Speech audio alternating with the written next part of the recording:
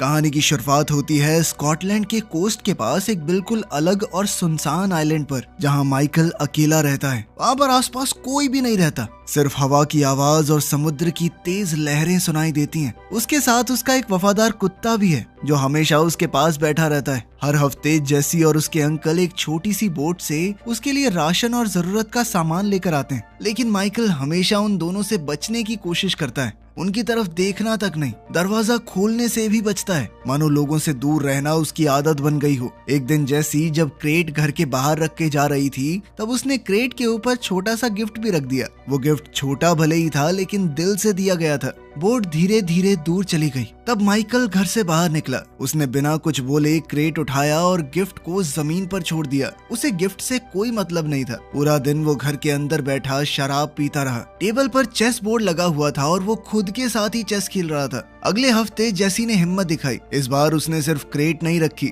बल्कि दरवाजे पर नॉक भी किया। माइकल ने गुस्से में दरवाजा खोला, क्रेट को पकड़ा और तुरंत दरवाजा बंद करने लगा, लेकिन जेसी ने अपना पैर दरवाजे के बीच में अड़ा दिया। उसने फिर से वो तोहफा उसकी तरफ बढ़ाया और पूछा कि आप कभी हेलो क्यों नहीं बोलते? आप हमेशा हमसे दूर क्यों रहते हो? माइकल ने कोई जवाब नहीं दिया। उसने जेसी के पैर को जोर से हटाकर दरवाजा बंद कर दिया। जेसी ने जोर से कहा कि मैं तुमसे डरती नहीं हूँ। फिर वो वापस बोट की तरफ चली गई। गिफ्ट फिर से दरवाजे पर ही पड़ा रह गया। बोट पर उसके अंकल को मौसम का अलर्ट मिला। तेज तूफान आने वाला था। आसमान धीरे धीरे काला होने लगा। हवा तेज चलने लगी। समुद्र की लहरें अब बहुत ज्यादा खतरनाक हो गई थी। जेसी बड़ी मुश्किल से अपनी छोटी सी बोट में चढ़ी और उसे चलाने लगी, लेकिन लहरें इतनी तेज थी कि उसका चप्पू पानी में गिर गया। उसके अंकल ने चप्पू को पकड़ने की कोशिश की, लेकिन लहरों की वजह से उनकी बोट भी पूरी उलट गई। आइलैंड पर कुत्ता खिड़की के पास खड़ा होकर रोने जैसी आवाजें निकालने लगा। तब माइकल का ध्यान बाहर गया। उसने देखा कि समुद्र में कुछ गलत हो रहा है। वो तुरंत बाहर दौड़ा। भागते वक्त उसने गलती से गिफ्ट को लात मार दी।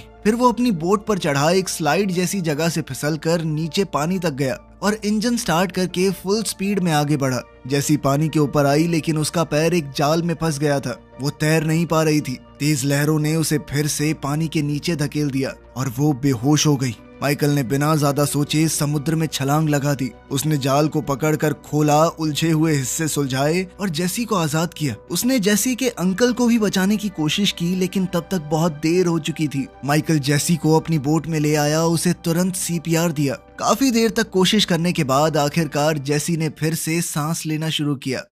शाम को जेसी माइकल के बेड पर होश में आई। उसने आंखें खोलते ही अपने अंकल के बारे में पूछा। माइकल ने धीरे से सच बताया। ये सुनते ही जेसी रो पड़ी। पूरा दिन वो बेड पर ही लेटी रही। माइकल चुपचाप काउच पर सो गया।